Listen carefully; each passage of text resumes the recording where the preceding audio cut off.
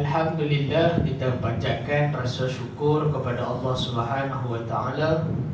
Kita dapat temu sekali lagi pada malam ini untuk kita meneruskan sesi kuliah Maghrib kita menggunakan kitab tafsir Nurul Ihsan jilid yang pertama. Kita masih lagi membicarakan tafsiran daripada Suratul Baqarah.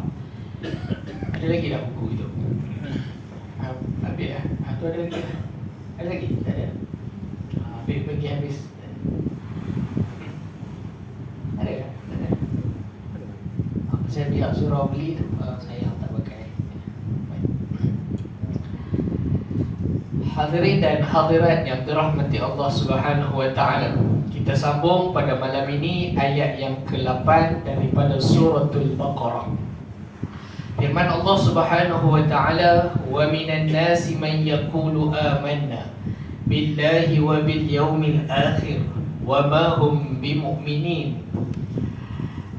Pada ayat yang ke-8 ini Allah Subhanahu Wa Taala mula menceritakan kepada kita perihal golongan yang ketiga yang ada di dalam masyarakat ketika mana turunnya Al-Quran pada zaman Nabi SAW, dan ia memberikan isyarat kepada kita bahawa ketiga-tiga golongan ini sifatnya Allah Subhanahu Wa Taala sebut sifat-sifatnya itu kekal sampai ke hari ini.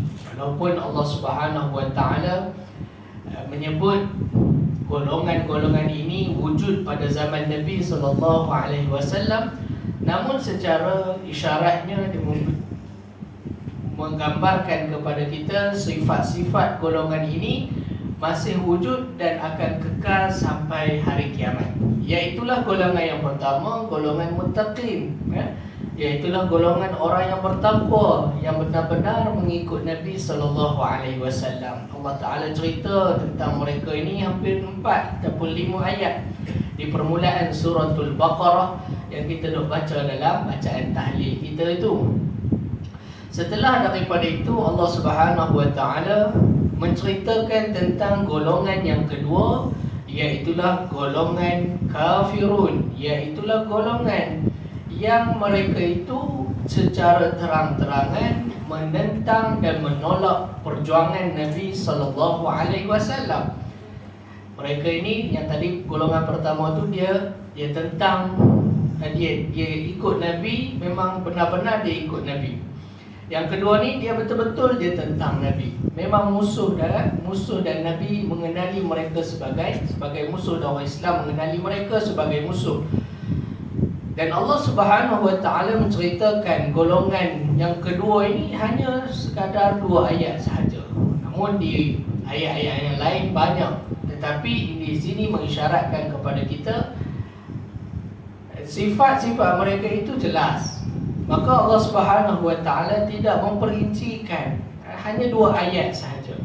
Namun golongan yang ketiga yang akan kita bahaskan ini disebut sebagai golongan munafiqin ataupun munafiqun. Iaitulah golongan yang kita sebut bahasa kita ni gunting dalam lipatan. Betul kan? Bahasa kita ni banyak perumpamaan, gunting dalam lipatan, musuh dalam selimut, duri dalam daging. Itulah ciri-ciri orang-orang munafik.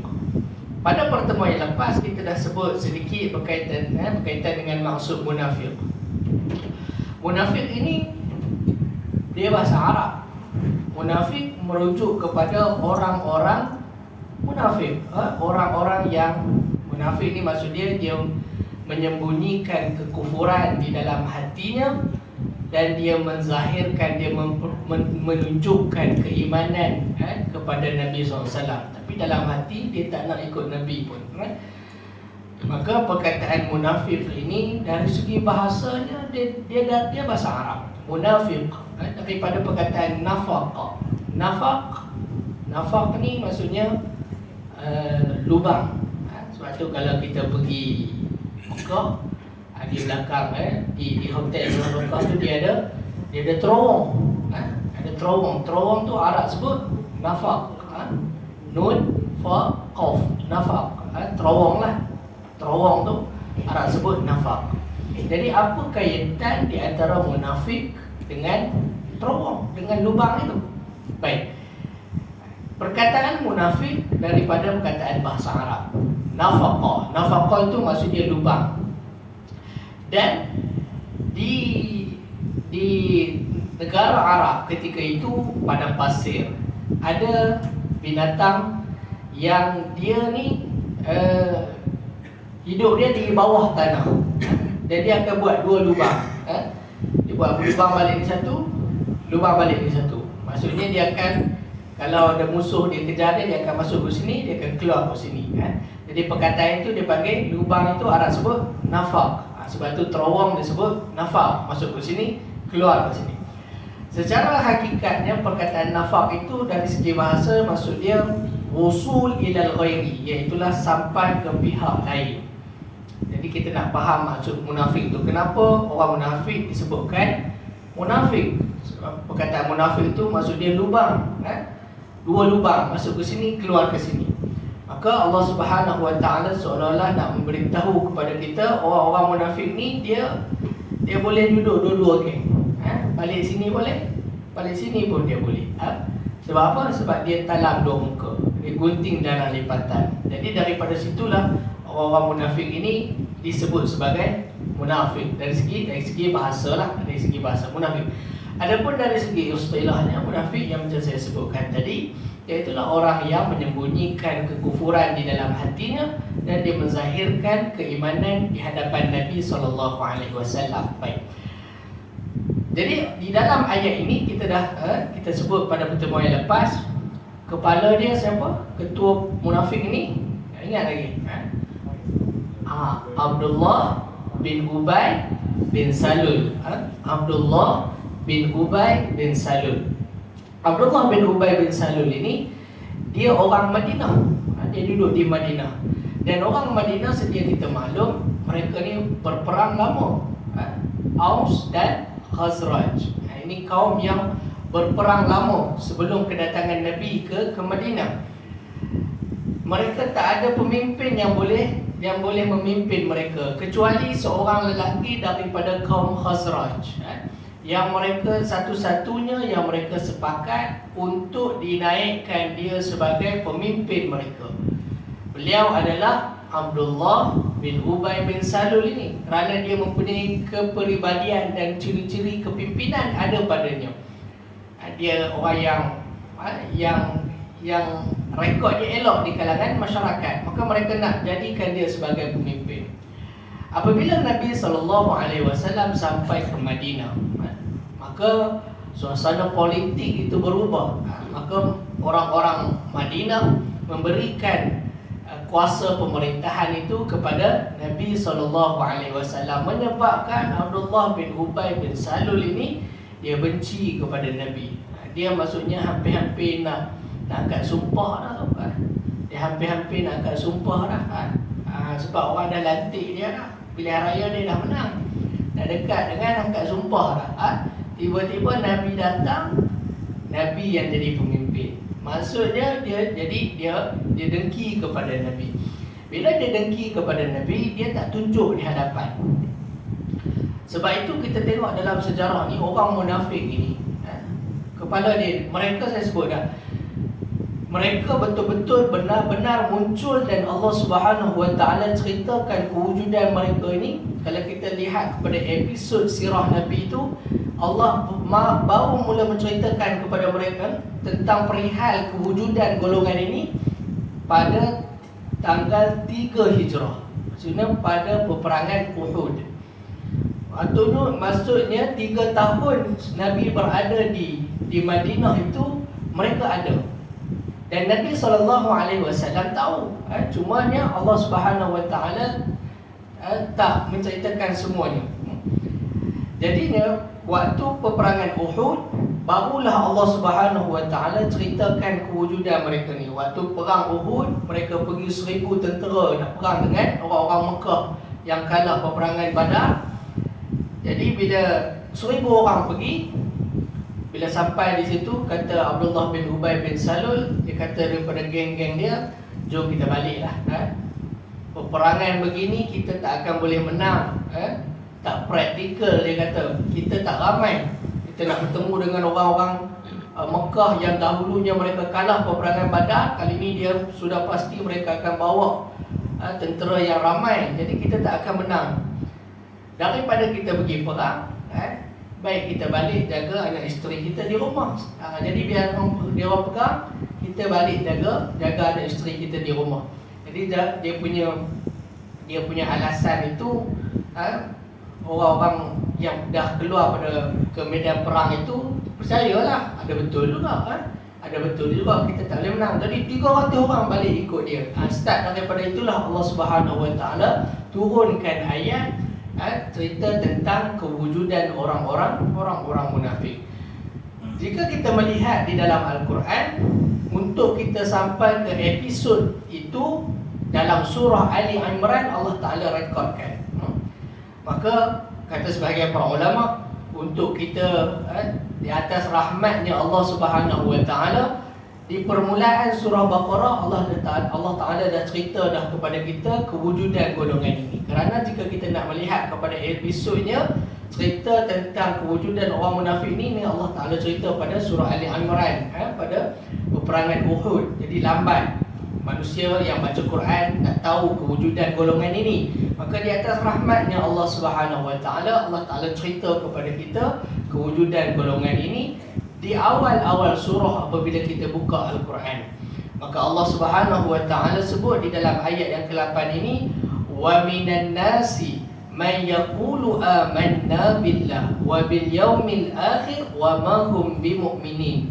Yang bermaksud, wa minan nasi man yaqul, dan setengah daripada manusia itu mereka yang berkata ia. Wa minan nas, wa tu dan, kita tengok dan tu, dan setengah, wa tu dan maknanya.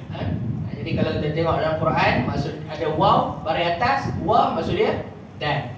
Jadi kita dapat faham Quran yang tu pun jadi. Jadi jangan balik pula. Nanti kita dah jadi Ustaz. Waw tu maksud dia dan. Wa minan nas, min tu daripada, min ditabai setengah, dan setengah daripada an-nas. An-nas ni manusia. Yang kita baca qul a'udzu birabbin nas. Aku berlindung daripada Tuhan an-nas, manusia. Wa minan nasi man yaqulu, mereka yang berkata ia. Baik. Min di sini maksud dia sebahagian. Maksudnya tidaklah semua orang-orang yang berada di Madinah itu dia semua itu munafik, tetapi sebahagiannya Allah Ta'ala beritahu ada golongan-golongan munafik. Seperti mana Allah Ta'ala sebut, wa mimman haulakum minal a'rabi munafiqun, dan sebahagian daripada orang yang berada di sekitar kamu wahai orang-orang beriman, daripada orang-orang Arab itu munafiqun, ada orang-orang munafik. Wa min ahli Madinah maradu 'ala nifaq, dan daripada orang Madinah sendiri pun ada munafik. Baik. Jadi dia sebut sini, dan sebahagian daripada manusia itu ada yang mereka itu berkata. Mereka berkata apa? Amanna billahi wa bil yaumil akhir. Amanna billahi, telah beriman kami dengan Allah. Amanna billahi, telah beriman kami dengan Allah. Wa bil yaumil akhir, dan dengan hari akhirat. Jadi Allah Subhanahu Wa Taala sebut pada ayat ke-8 ni, sebahagian dari, kalau kamu nak tahu wahai Muhammad, kalau kamu nak tahu wahai orang yang membaca Al-Quran, sebahagian daripada orang ramai yang kamu lihat itu, ada yang di kalangan mereka berkata kami beriman dengan Allah, wa bil yaumil akhir, dan kami beriman dengan hari akhirat. Di sini Allah Subhanahu Wa Taala sebut dua perkara. Dan di sini Allah Subhanahu Wa Taala menceritakan kepada kita ciri-ciri utama orang munafik. Iaitulah mereka akan bagi tahu kepada kita bahawa mereka beriman dengan Allah dan beriman dengan hari akhirat. Kenapa dalam banyak-banyak rukun iman dua perkara ini yang Allah Ta'ala sebut? Kerana sebab itu kita lihat dalam suratul Baqarah di peringkat awal kata ciri-ciri orang yang bertakwa itu dalam banyak-banyak rukun iman Allah Ta'ala sebut ciri-ciri orang yang bertakwa, walladzina yu'minuna bil ghaibi, yang beriman dengan perkara gaib, dengan Allah, wabil yaumil akhir, dan juga hari akhirat. Kerana dua perkara ini, beriman dengan Allah dan beriman dengan akhirat, adalah perkara yang paling berat orang-orang Mekah nak terima ketika itu. Pertama, nak menyembah Allah sebagai Tuhan yang Esa. Tak boleh. Kerana mereka dah brainwash dah dalam kepala mereka daripada nenek moyang mereka bahawa hidup kita kena sembah berhala. Dan itulah yang menjadi pegangan mereka. Tak kisah betul ke tak betul, nombor dua. Yang penting itu tok nenek moyang kita buat. Jadi kita kena teruskan tradisi tersebut. Bila Nabi SAW datang dan bagi tahu kata tak boleh sembah berhala, kena sembah Allah yang Maha Esa sahaja, mereka tak boleh terima. Satu. Yang kedua, Nabi bukan sekadar mengajak mereka menyembah Allah Subhanahu Wa Taala sahaja, tetapi di antara mesej yang Nabi bawa di peringkat Mekah itu adalah apabila kita mati, kita akan dibangkitkan semula. Iaitulah kita akan dibangkitkan pada hari akhirat nanti. Jadi ini perkara yang mereka tak boleh terima kerana dia tak masuk akal bagi mereka. Adakah kita dah mati nanti kita nak hidup balik? Jadi ini dua perkara yang paling dominan, sehingga kan di dalam surah Amma Yatasa'alun Allah Ta'ala sebut Amma Yatasa'alun, tentang apa mereka bertanya-tanya. Mereka duduk di satu tempat yang disebut sebagai Darun Nadwah. Mereka bincang, Muhammad ni bawa satu idea yang kita tak boleh terima. Bila kita mati, kita akan hidup balik, yang kita tak boleh terima. Mereka bincang di Darun Nadwah dan Allah Ta'ala rekod dalam surah An-Naba, Amma Yatasa'alun, tentang apa mereka bertanya, Anin Nabail Azim, tentang berita yang besar. Bagi mereka ini perkara yang besar. Mustahil bagi Allah untuk menghidupkan semula. Bagi mereka begitu. Jadi mereka tak boleh terima. Oleh kerana itu, di dalam banyak-banyak perkara yang disembunyikan di dalam hati mereka, orang munafik ini, Allah Ta'ala sebut dua ini. Kerana dua elemen keimanan ini perkara yang paling berat untuk diterima oleh orang-orang Arab. Jadi mereka kata amanna billahi wa bil yaumil akhir. Mereka yang hanya berkata yaqul ini maksudnya berkata saja. Sedangkan beriman tu dia bukan sekadar berkata, tetapi dia mesti berada di dalam jantung hati kita. Jadi bila mereka ni Allah Ta'ala sebut, mereka apabila mereka berjumpa dengan Nabi SAW, mereka akan mengaku bahawa mereka juga beriman. Di dalam surah Al-Munafiqun, dia ada satu surah Al-Munafiqun. Di dalam Al-Quran Allah Ta'ala ada cerita tentang surah Al-Mu'minun, orang-orang beriman. Ada surah Al-Kafirun, orang-orang kafir. Ada surah Al-Munafiqun, orang-orang munafik. Di dalam surah Al-Munafiqun Allah Ta'ala sebut, Iza ja'akal munafiqun qalu nashhadu innaka la rasulullah wallahu ya'lamu innaka la rasuluh wallahu yashhad innal munafiqina lakazibun. Di dalam surah Al-Munafiqun ini Allah Ta'ala sebut bagaimana perihal orang-orang munafik apabila mereka bertemu dengan Nabi. Orang munafik ini, Abdullah bin Ubay bin Salul ini, dia ni yang kata munafik ini, dia lebih daripada orang-orang yang beriman dengan Nabi. Maksudnya dia menunjukkan keimanan dia tu lebih daripada orang. Dia menonjol lebih daripada orang lain. Sebab itu apabila Nabi SAW sampai sahaja ke Madinah, 3 tahun pertama tu mereka dah ada. 3 tahun pertama tu mereka dah ada. Tapi mereka belum menzahirkan kewujudan mereka. Tapi perancangan itu ada, agenda itu ada. Abdullah bin Ubay bin Salul ini apabila Nabi SAW setiap kali Nabi nak berucap di hadapan dalam ramai-ramai orang Islam, Abdullah bin Ubay bin Salul ini dia akan bangun dulu. Dalam riwayatnya dia akan bangun dulu, dia akan mengatakan, ya ma'syarul muslimin, wahai orang-orang Islam, hadza Rasulullah, inilah Rasulullah baina azhurikum, di hadapan kamu ni Rasulullah ni duduk depan kamu. Fansuru, bantulah dia. Bila Rasulullah nak cakap, dia mesti cakap dulu. Maknanya kita nampak di sini dia munafik, maksudnya dia lebih daripada orang lain. Sebab itu di dalam surah Munafikin ni Allah Ta'ala sebut, iza ja'akal munafiqun, apabila datang kepada engkau munafiqun, qalu, mereka berkata, apa mereka kata? Nashhadu innaka la Rasulullah. Perkataan innaka maksudnya sesungguhnya engkau la Rasulullah, benar-benar Rasul Allah. Di dalam bahasa Arab, perkataan begini dia sebut sebagai penegasan, sesungguhnya engkau benar-benar Rasulullah. Dan di dalam bahasa Arab tidak akan digunakan penegasan sekiranya tidak ada pengingkaran. Maksudnya mereka ni takut Nabi SAW tak mengaku mereka jadi orang beriman. Awal-awal lagi mereka dah declare dah, kami ni betul-betul ikut kau, Rasulullah.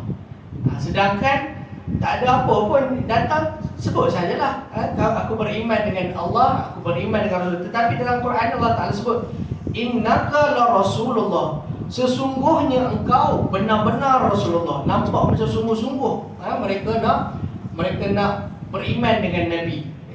Kerana di dalam hati mereka tu mereka dah tahu nanti Nabi tolak pula pengakuan kita ni. Jadi kita sumpah siap-siap awal-awal. Jadi bila dia guna sumpah, dia guna penegasan, maka dia nak menunjukkan kata dia sungguh-sungguh lah. Jadi sebabkan tu Abdullah bin Ubay bin Salul, bila Nabi nak berucap dia akan bangun dulu. Orang Islam boleh relax, tapi dia akan bangun dulu. Dia kata, ini Rasulullah depan kamu, kamu kena bantu dia. Jadi orang tengok nampak dia macam bagus, nampak macam betul-betul nak tolong Nabi. Apabila berlaku peperangan Uhud itu, dia bawa balik kumpulan dia selepas daripada itu, turunnya ayat cerita tentang kewujudan orang-orang munafik ini. Lepas daripada peperangan itu, dia buat perangai yang sama juga. Bila Nabi nak berucap, sebab masa dia lari itu, dia bukan tunjuk kata dia tak suka. Dia bagi alasan pun kemas. Kita baliklah, peperangan ni tak praktikal pun. Dia bukan tunjuk depan-depan. Dia tunjuk dengan alasan dia pun orang boleh terima. Apa kita nak pergi? Tak apalah, 700 orang pergi. Pergilah berperang. Kita balik, kita jaga anak bini kita di Madinah ni. Kita jaga. Dia ramai yang balik. Sangkaan dia, tak ada orang lah faham, tak ada orang lah yang mengetahui bahawa dia takut nak pergi perang. Jadi bila Rasulullah habis perang tu, turun ayat cerita tentang golongan munafik yang lari tadi. Bila Rasulullah nak berucap lepas pada peperangan Uhud, dia buat benda yang sama. Dia bangun dan dia bagi tahu, ini Rasulullah, kita kena sokong dia, kena bantu dia. Waktu itu orang-orang Islam dah tahu ini kepala munafik. Lepas tu mereka kata, ijlis ya adu Allah, duduklah kamu wahai musuh Allah. Start daripada itu, kepala munafik mereka tahu. Tetapi yang mengikut munafik-munafik yang ramai-ramai ni tidak diketahui oleh orang-orang Islam yang lain, kecuali Nabi SAW. Dan juga Nabi ada cerita orang-orang munafik ini kepada seorang sahabat. Nama dia apa? Huzaifah Al-Yamani. Huzaifah Al-Yamani, dia adalah sahabat Nabi yang digelar sebagai pemegang rahsia Nabi. Nama dia apa? Huzaifah Al-Yamani. Huzaifah Al-Yamani. Saya sebut banyak kali ni, bulan depan saya tanya balik. Huzaifah Al-Yamani adalah seorang sahabat Nabi daripada Yaman. Dia orang Yaman. Dan Nabi SAW cerita kepada dia nama-nama orang munafik ni. Dan bila orang-orang Islam mereka tahu golongan-golongan yang ikut Abdullah bin Ubay bin Salul ni, mereka tanya kepada Nabi, kenapa Rasulullah? Di antaranya Omar dia kata, Nabi, biarkan aku penggal kepada mereka tu Rasulullah. Mereka ni lah menghalang dakwah kita. Rasulullah tak bagi. Rasulullah kata apa? Hatta la yaqulan nas anna Muhammad qatala ashabah. supaya orang tak kata Muhammad bunuh sahabat-sahabatnya, kerana mereka tidak mengetahui. Nampak belakang Rasulullah solat sama-sama, dengar kuliah sama-sama, tetapi munafik itu berada di dalam hati. Yang tahu hanyalah Nabi dan beberapa orang sahabat Nabi, di antaranya Huzaifah Al-Yamani. Tapi benda itu ada dalam hati. Kalau Nabi bunuh, orang lain tak tahu, Nabi takut orang fitnah, orang kata Nabi bunuh. Tengok Muhammad pun bunuh sahabat dia. Jadi Nabi tak bagi, Nabi biarkan mereka ada. Jadinya di antara orang yang tahu tentang nama-nama munafik ini, nama dia Huzaifah Al-Yamani. Sebab itu Sayyidina Umar dia khalifah yang kedua. Dia memimpin umat Islam lama. Sebelum dia adalah Sayyidina Abu Bakar. Sayyidina Abu Bakar tak banyak dia punya pembukaan kota, kerana dia pegang tak sampai satu penggal pun, 2 tahunnya, 5 tahun tak sampai. Jadi Sayyidina Abu Bakar tak sempat, dia pegang 2 tahun sahaja, kemudian dia wafat. Selepas daripada wafatnya Sayyidina Abu Bakar, naik Sayyidina Umar. Sayyidina Umar pemerintahan dia lama, hampir 12 tahun. Jadi dalam pemerintahan Sayyidina Umar ni banyaklah kota-kota dibuka. Namun Sayyidina Umar dia mati. Dia mati disebabkan dibunuh oleh Abu Lu'lu'ah.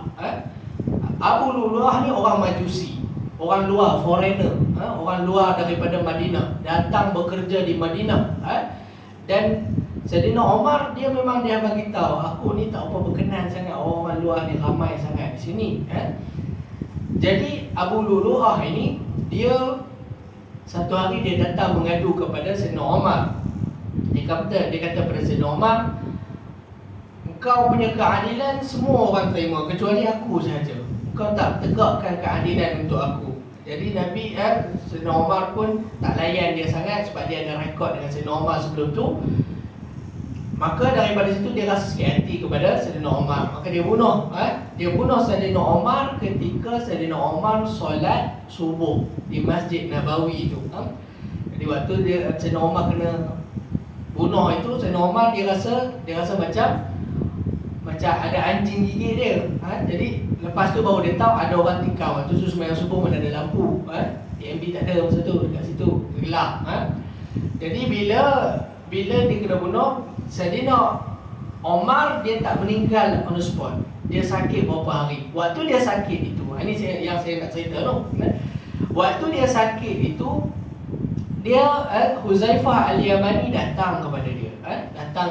Dan ziarah dia waktu dia nazak tu, dia sakit. Apa dia tanya kepada Huzaifah? Huzaifah, nama aku ada tak dalam munafik yang Nabi sebut tu? Dia tanya kepada Huzaifah, dulu Rasulullah pernah bagi tahu dekat kamu nama-nama munafik. Ni aku dah nak mati dah ni. Nama aku ada tak dalam golongan munafik tu? Jadi maksudnya apa? Dia takut jadi munafik. Itu Sayyidina Umar. Kalau saya tak tanya macam tu. Saya tanya, siapa munafik?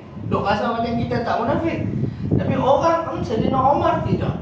Sayyidina Umar dia tanya, dia tu masuk tak dalam golongan munafik? Kata Sayyidina Huzaifah Al-Yamani, engkau tak tersenarai dalam golongan munafik. Walaupun Nabi SAW sebut Sayyidina Umar tu 10 yang dijamin masuk syurga dah. Itu pun dia takut. Dia tanya pada Sayyidina Huzaifah Al-Yamani, aku ni ada senarai tak munafik? Jadi bahaya ni munafik, dia takut sampai dah. Jadi orang-orang munafik ini bahaya.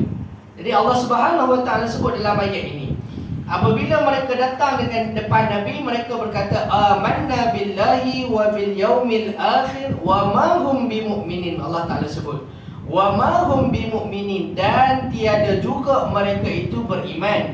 Maksudnya mereka ini sebenarnya tidak beriman pun, hanya mengaku saja di hadapan Nabi. Dan perkara ini jika kita melihat, jikalau Allah Subhanahu Wa Taala tak ceritakan kepada kita pun tak tahu, kerana keimanan itu dia membabitkan di dalam jantung hati, tak ada siapa yang tahu. Maka apabila kita baca Al-Quran, Allah Ta'ala cerita, barulah kita tahu, oh golongan ni dia mengaku dia beriman, dia mengaku bahawa dia beriman dengan Allah dan beriman dengan hari akhirat. Padahal Allah Ta'ala sebut wa ma hum bimu'minin, tidaklah mereka itu benar-benar beriman. Jadi jika kita melihat di sini, ciri-ciri yang pertama orang beriman ni, di hadapan Nabi dia cakap lain, di belakang lain. Di hadapan dia cakap lain, di dalam hatinya lain. Itu yang kita dapat ambil daripada ciri-ciri pertama golongan munafik. Baik, hadirin dan hadirat yang dirahmati Allah. Orang munafik dia ada dua istilah. Satu dia panggil munafik, iaitulah merujuk kepada orang munafik. Satu lagi dia sebut sebagai nifaq. Nifaq ini adalah ciri-ciri munafik. Jadi para ulama membahaskan munafik ini dia ada dua. Pertama, munafik dalam bentuk i'tiqad, di dalam bentuk pegangan hati. Iaitulah golongan munafik seperti Abdullah bin Ubay bin Salul dan juga sekutu-sekutunya. Yang ini dia panggil munafik yang memang dalam i'tiqad itu. Di dalam jantung hati dia itu, dia menyembunyikan kekufuran di dalam hati dan dia menzahirkan keimanan. Dan golongan munafik inilah yang Allah Subhanahu wa taala sebut innal munafiqin fi darkil asfali minan nar. Orang-orang munafik ini bila dia masuk neraka, dia duduk di neraka yang paling bawah sekali. Maksudnya tempat bakar yang paling dekat dengan Nabi. Ini golongan munafik yang mana? Golongan munafik yang dari sudut i'tiqad, dari sudut pegangan. Yang kedua, kata para ulama, munafik ini yang kedua ini dia munafik dalam bentuk amalan. Munafik dalam bentuk amalan. Yang ini yang kita risau. Yang ini yang kita rasa takut. Iaitulah munafik yang perbuatan dia seperti orang-orang munafik. Di dalam sebuah hadis Nabi SAW sebut di antara ciri-ciri munafik. Orang munafik yang i'tiqad itu barangkali tak ada. Kita semua barangkali semuanya, saya, tuan-tuan, semua yang i'tiqad memang kita percaya. Tetapi munafik dari sudut yang kedua itu, dari sudut amalan itu, banyak ciri-cirinya Allah Ta'ala cerita. Dan Nabi SAW sebut di antaranya ayatul munafiq salasa. Nabi sebut ada 3 tanda-tanda munafik. Iza haddasa kadzaba, apabila dia bercakap dia tipu. Itu di antara ciri-ciri munafik. Wa iza wa'ada akhlafa, apabila dia janji dia mungkiri. Yang ketiga, wa iza tumina khana, apabila dia diberi amanah dia mengkhianati amanah itu. Jadi ini antara 3 yang Nabi SAW sebut ciri-ciri orang munafik. Dalam riwayat yang lain Nabi sebut ada satu lagi, wa iza khasama fajara. Orang-orang munafik ini apabila dia bergaduh, fajara, dia jadi jahat. Yang ni yang kita risau. Sebab perangai orang munafik ini apabila dia bergaduh, dia jadi jahat. Contohnya macam mana? Contohnya kalau kita hari ini dia bergaduh dengan jiran dia. Bergaduh dengan jiran dia pasal jiran dia buang sampah depan rumah dia. Gaduh lah, biasalah gaduh. Manusia kan? Jiran dia buang sampah di depan rumah dia. Jadi dia bergaduh dengan jiran dia. Jiran dia salah lah. Salah dah buang sampah depan rumah. Dan dia ni sebabkan dia geram pada jiran yang buang sampah depan rumah dia, dia bergaduh dengan jiran tu. Bila dia bergaduh, kata Nabi SAW, fajar, dia jadi jahat. Dia jadi jahat macam mana? Salah tadi tu salah dekat buang sampah saja, tapi dia pergi canang dekat orang ni. Dia ni bukan perangai saja ni, isteri dia pun tak elok tahu mana, anak-anak dia pun tak elok tahu mana. Jahat tak perangai gitu? Jahat. Jadi dia punya salah dia satu saja, tapi dia bawa pergi cerita lebih daripada itu. Contohlah, contohnya. Sebab itu kata Nabi SAW, iza khasama, apabila dia bergaduh, fajar, dia jadi jahat. Dia jadi jahat. Dia nak bagi orang sakit hati. Bergaduh, tapi dia buat bagi orang sakit hati. Dia tak cukup dengan bergaduh saja, habis itu tak nak. Dia nak buat lebih daripada itu. Dia letak pasu depan rumah orang ke, dia bagi sakit hati, tak boleh nak parking kereta depan tu. Jadi dia jadi jahat. Ni di antara ciri-ciri orang munafik yang moga-moga tak ada dalam diri kita. Kata Nabi SAW, ini antara 4 ciri-ciri orang-orang munafik. Allah Subhanahu wa taala sebut wa ma hum bimu'minin, dan tiada juga mereka itu beriman. Kemudian ayat yang ke-9. Ciri-ciri yang seterusnya, yukhadi'una Allah wallazina amanu wa ma yakhda'una illa anfusahum wa ma yash'urun. Yukhadi'una Allah wallazina amanu, menipu mereka itu akan sekalian orang-orang mukmin. Yukhadi'una maksudnya mereka itu, orang-orang munafik itu menipu Allah wallazina amanu, dan orang-orang amanu yang beriman.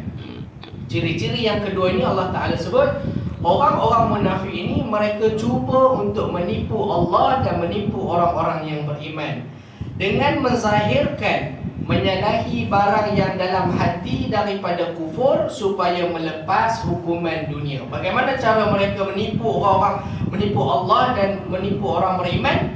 Disebut sini dengan cara menyalahi barang yang dalam hati. Maksudnya dalam hati yang lain, dan mereka menyembunyikan daripada kufur supaya melepas hukuman dunia.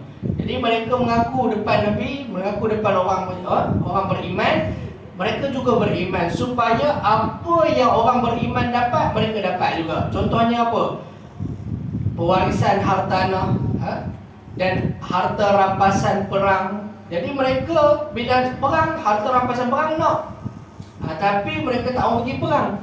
Jadi mereka ni antaranya mereka nak menzahirkan barang yang dalam hati daripada kufur, menyembunyikan kekufuran itu sebab mereka nak benda-benda dunia ni. Hak dunia tu mereka nak.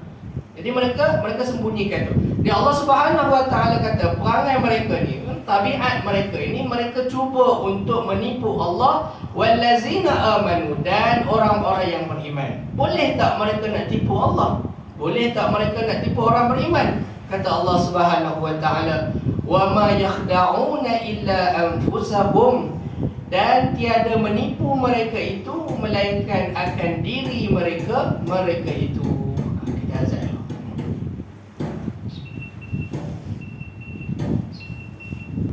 Bismillah. Kita sambung sikit ya. Saya ambil 10 minit boleh ya? InsyaAllah sekarang kan ada urusan ya? Ya, 10 minit ya. Baik. Jadinya Allah Subhanahu Wa Taala sebut di sini, wa ma yakhda'una illa anfusahum wa ma yash'urun, dan tiada menipu mereka itu melainkan akan diri mereka itu sendiri. Di dalam ayat yang lain Allah Subhanahu Wa Taala sebut, innal munafiqina yukhadi'una Allah wa huwa khadi'uhum wa idza qamu ila as-salati qamu kusala. Di dalam ayat ini Allah Ta'ala sebut, innal munafiqin, sesungguhnya orang-orang munafik ini yukhadi'un Allah, mereka cuba untuk menipu Allah. Wa huwa khadi'uhum, sedangkan Allah itu khadi'uhum, menipu mereka. Baik.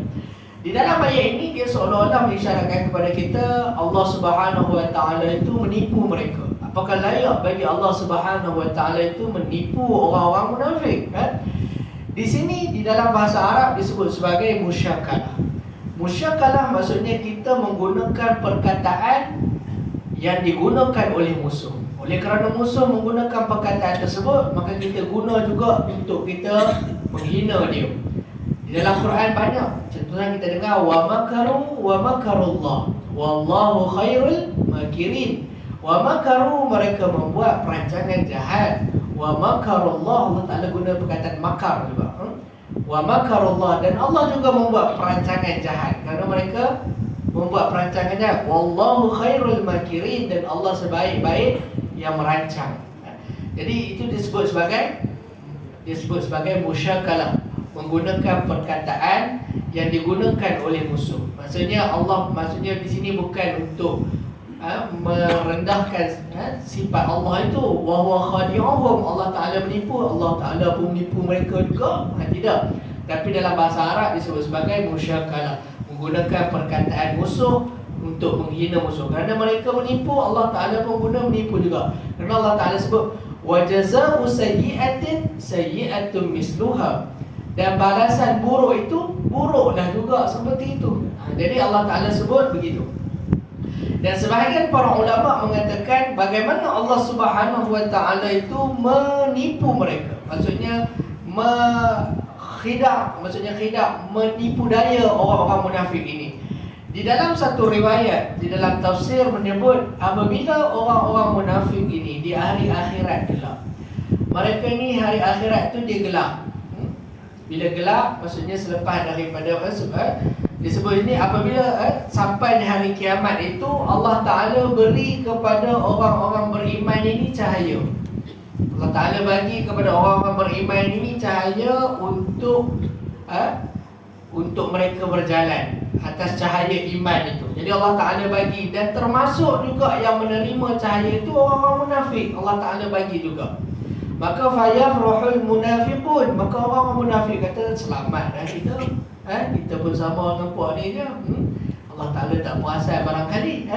Jadi dia kata begitu sebab dia pun dapat cahaya macam geng-geng. Orang munafik gelap dah, orang kafir gelap dah, tapi mereka ni pun dapat cahaya.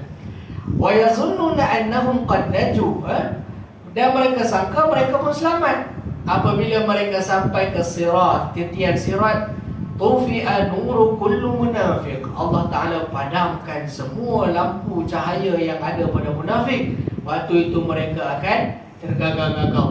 Maka di sinilah Allah Subhanahu wa Ta'ala sebut dalam Quran, yang Allah Ta'ala sebut yauma yaqulul munafiquna wal munafiqat, hari yang apabila ketika itu orang-orang munafik lelaki dan orang-orang munafik perempuan berkata kepada orang yang beriman, unzuruna, tunggulah kami, naqtabis min nurikum, kami juga nak cahaya macam kamu. Gelap ni, tadi kita dapat cahaya sama-sama, tiba-tiba Allah Ta'ala padam cahaya itu.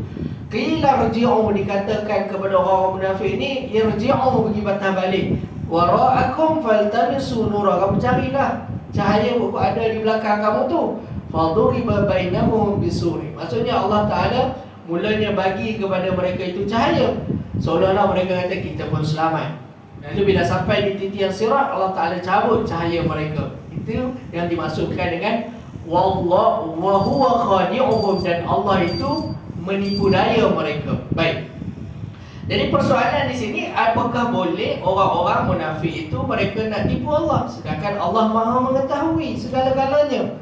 Mereka menyangka bahawa mereka boleh menipu Allah Subhanahu wa Ta'ala, sedangkan Allah Ta'ala sebut dalam Quran, fa innahu ya'lamu sirra wa akhfa, sesungguhnya Allah itu ya'lam, dia mengetahui as-sirra, rahsia, wa akhfa, dan yang lebih tersembunyi daripada rahsia. Ayat Quran ini dia detail, dia terperinci. Allah Ta'ala sebut Allah punya sifat ini ya'lamu sirra, dia mengetahui benda rahsia, wa akhfa, dan yang tersembunyi daripada rahsia. Apakah ada perkara yang lebih tersembunyi daripada rahsia? Rahsia dah sembunyilah. Kata Al-Imam Asy'arawi rahimahullah ta'ala, rahsia barangkali diketahui minimumnya 2 orang. Rahsia, betul tak? Kita ada rahsia, kita ceritalah dekat isteri kita, anak-anak kita tak tahu, kawan kita tak tahu, kita cerita dekat kawan kita. Jadi rahsia itu yang 2 orang tahu. Fa innahu ya'lamu sirra, Allah Ta'ala tahu rahsia. Apa benda yang lebih tersembunyi daripada rahsia? Rahsia tadi barangkali boleh jadi 2 perkara, 2 orang. 2 orang tu pun Allah Ta'ala tahu. Wa akhfa, Allah Ta'ala sebut, dan yang tersembunyi daripada sir, daripada rahsia, iaitulah kata Imam Sya'rawi, iaitulah sesuatu perkara yang manusia dia tak cerita dekat siapa-siapa. Apa pun dia tak cerita, hanya dalam diri dia sahaja. Sama ada perkara itu baik ataupun perkara itu buruk, yang dia tak cerita kepada siapa-siapa. Rahsia tadi barangkali dia cerita daripada isteri dia. Yang ini wa akhfa, yang lebih tersembunyi daripada rahsia, perkara yang manusia itu dia simpan di dalam diri dia saja. Sama ada perkara baik ataupun perkara buruk, ataupun perkara yang maksiat ataupun perkara yang pahala. Perkara maksiat yang tak ada siapa pun tahu kecuali diri dia sendiri. Isterinya tak tahu, suaminya tak tahu, kawannya tak tahu, anaknya tak tahu.